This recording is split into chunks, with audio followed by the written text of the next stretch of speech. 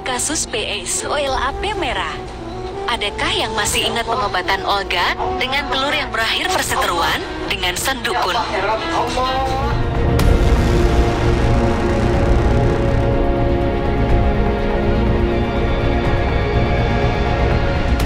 Pemirsa Hotshot, begitulah potret saat almarhum Olga Syahputra yang mengaku takjub dengan pengobatan metode telur yang dipraktikkan oleh almarhumah Umi Zubaidah pada 2013 silam. Bukan tanpa alasan, mengapa video pengobatan Olga dengan menggunakan metode telur itu kembali viral di sosial media karena munculnya sosok pesulap merah yang kini ramai membongkar praktik-praktik perdukunan dan juga santet dengan dalih pengobatan berbalut agama. Lantas seperti apa tanggapan pesulap merah kepada tim Hotshot saat melihat video lama Olga Syahputra yang tengah menjalani pengobatan tradisional lantaran diduga terkena ilmu hitam kembali viral dan disangkutkan dengan dirinya?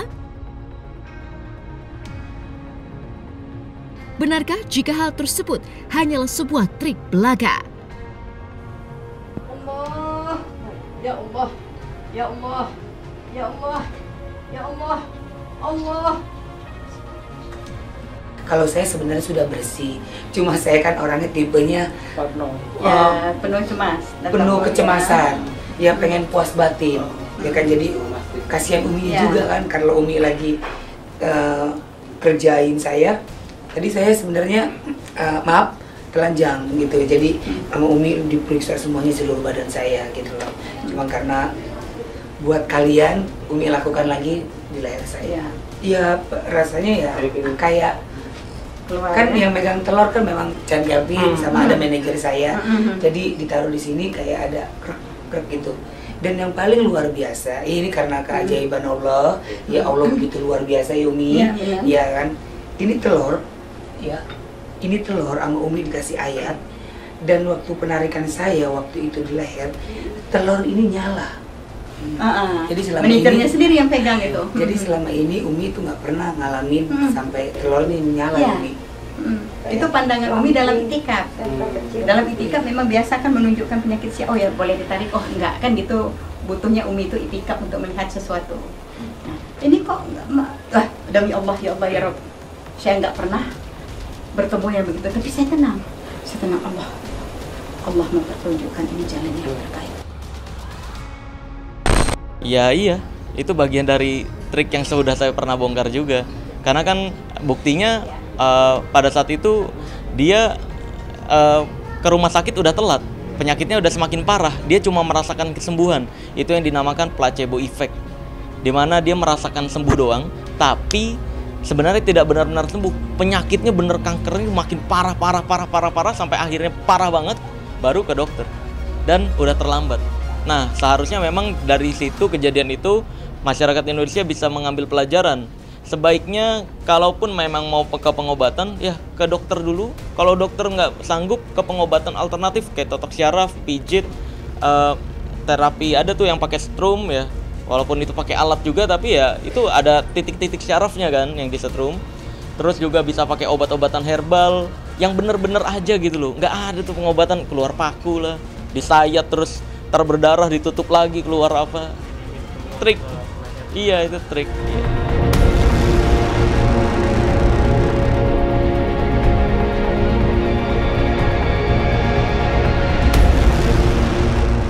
Ramainya kembali video lama Olga Syahputra di sosial media saat ia tengah menjalani pengobatan, seolah membangkitkan kembali kenangan akan sosok komedian serba bisa itu. Dan tak berdiam diri, Nur Rahman sebagai ayah Olga pun turut angkat bicara dengan kembali viralnya video sang putra yang tengah berobat dengan metode telur pada Umi Zubaidah. Dan ironisnya, Nur Rahman justru mengungkap jika ia dan keluarga tak tahu menahu tentang pengobatan dengan metode telur yang dilakukan almarhum Olga selama hidupnya. Pasalnya, usut punya usut, pengobatan dengan metode telur itu justru diusulkan oleh Mak Vera yang kala itu masih menjabat sebagai manajer Olga. Meskipun begitu, ayah almarhum Olga mengaku tak memiliki penyesalan apapun atas kepergian putra tercintanya. Pasalnya, ia telah ikhlas dengan suratan takdir yang dituliskan untuk Olga. Waduh, saya kurang paham gitu-gitu. Oh, dia nggak pernah ngomong. Nggak tahu saya gitu.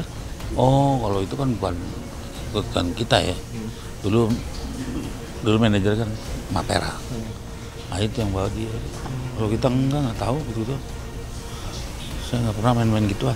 Ya mungkin kali namanya manajer kan biar cepat sembuh kan lebih. Memang pernah dengar ya itu bahwa situ Bu siapa namanya. Nah udah itu sampai situ nggak lama sakit langsung bawa ke Pondok Indah, seminggu pas 10 hari terbang ke Singapura. Itu aja ya, pasti dokter aja. Kalau kita sakit ya bawa ke dokter aja udah. Kita nggak nggak pernah kata-kata itu kita kan lillahi ta'ala aja, jadi orang. Ya alhamdulillah sih, saya kayak merasa diberikan tanggung jawab untuk memberikan pengetahuan yang Allah udah titipkan agar didengar lagi lebih banyak oleh masyarakat Indonesia.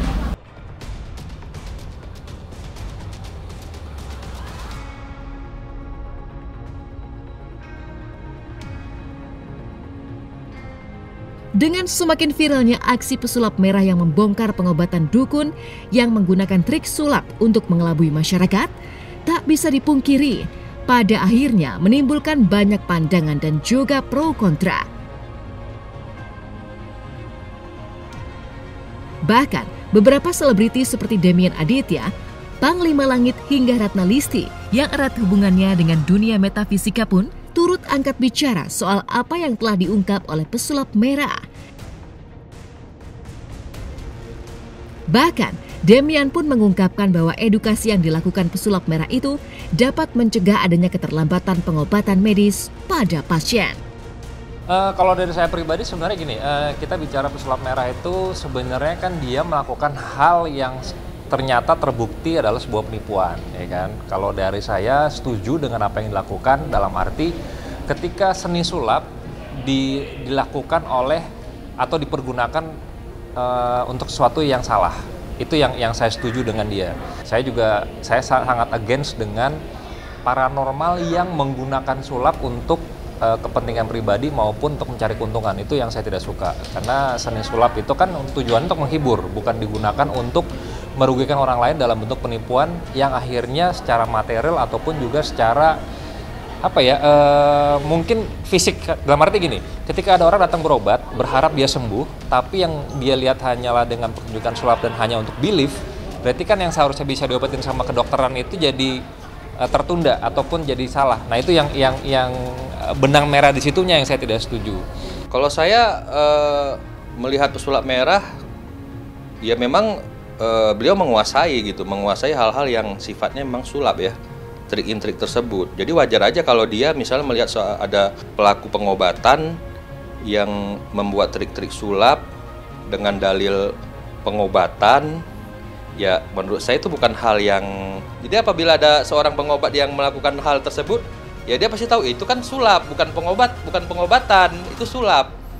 Ya wajar-wajar aja gitu. Ya cuman mungkin selama ini tidak ada yang membongkar, selama ini tidak ada yang memang belak-belakan men-share di publik, ya kan, di masyarakat bahwasanya pengobatan seperti itu adalah hanya tipuan belaka atau trik-trikan belaka.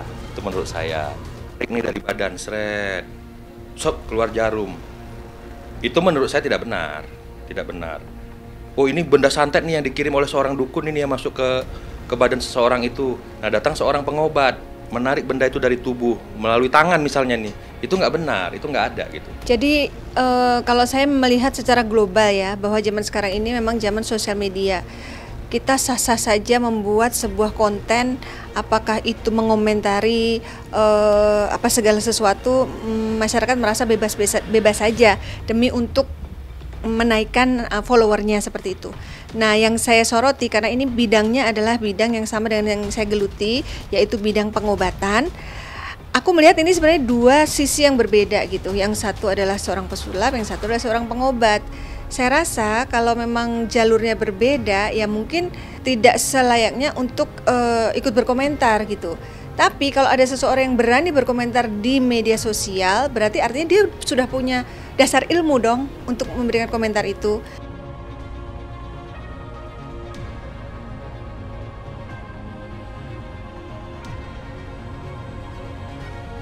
Heboh dan ramainya aksi Marcel Radival karena aksinya yang membongkar praktik-praktik penipuan dukun yang berkedok keagamaan itu justru harus berakhir dengan dilaporkannya ia ke pihak berwajib karena aksinya itu.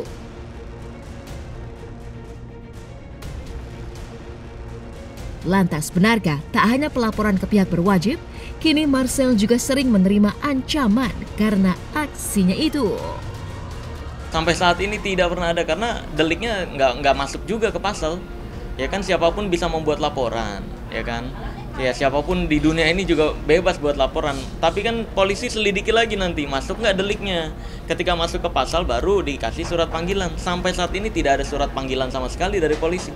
Dan itu berarti ya laporannya ya tidak masuk delik alias dipaksakan doang. Kalau ancaman saya nggak tahu ya, nggak terlalu memperlihatkan, nggak terlalu ngelihat karena saking banyaknya orang masyarakat Indonesia yang mensupport saya mungkin ya.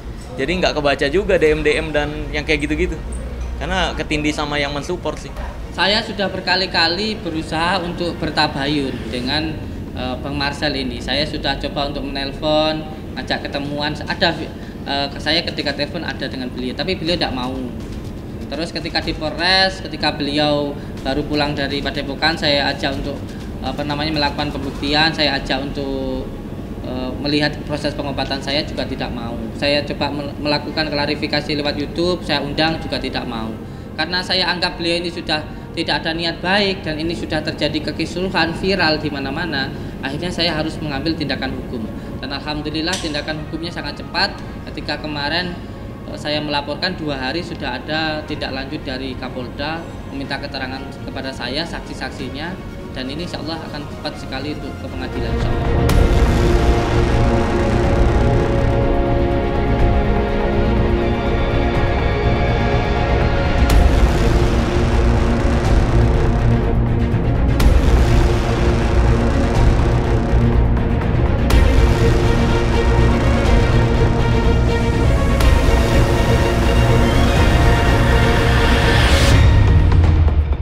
Sementara itu, di lain kisah yang tak kalah mengejutkan dari apa yang dilakukan oleh pesulap merah dan juga menyedot perhatian publik adalah nasib Roy Kiyoshi yang mendadak menuai prediksi mengejutkan bakal berumur pendek.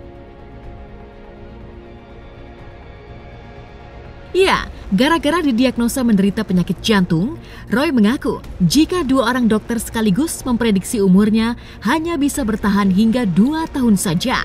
Yang sontak saja, hal tersebut mengguncang Roy Kiyoshi hingga membuatnya menjadi shock.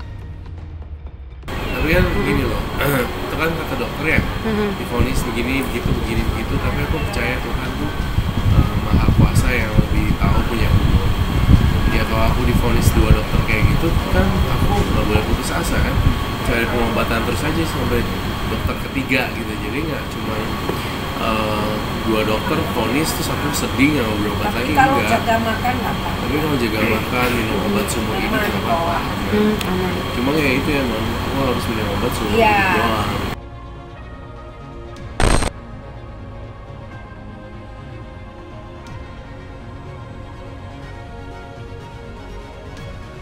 Ibarat sebuah kiasan, manusia bisa memprediksi, tapi hanya Tuhanlah penentu nasib takdir yang paling hakiki.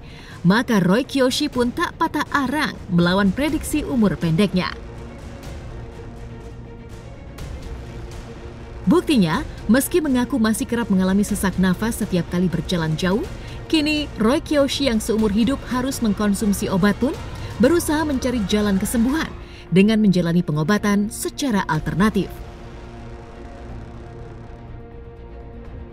Lantaran Roy ingin terus bertahan hidup agar ia bisa terus menjadi tulang punggung bagi kedua orang tuanya. Obat tradisional Chinese doang, yang lain-lain enggak. Kalau kemarin kan sesak nafas tuh, jalan bentar aja tuh udah kayak capek gitu kan. Tapi kalau sekarang masih bisa jalan ke mall gitu, lebih banyak progres lah. Ya tapi aku nggak bilang obat Cina itu bagus, enggak juga. Obat dokter sama obat Cina mungkin digabung mungkin jadi bagus. Vonis dokter itu kan ya bilangnya segitu. Tapi kalau kamu jaga minum obat seumur hidup, insya Allah panjang gitu. Jadi nggak sampai 2 tahun doang. Insya Allah panjang gitu. Jadi nggak sampai 2 tahun doang. Intinya dokter nggak sarankan untuk bypass ring atau apa. Masih belum di bypass atau ring. Oke lah, masih aman. Seorang itu pasti khawatir, tapi kita berusaha untuk mengobatinya. Nggak akan apa-apa. Khawatir pastilah, namanya juga orang tua kan.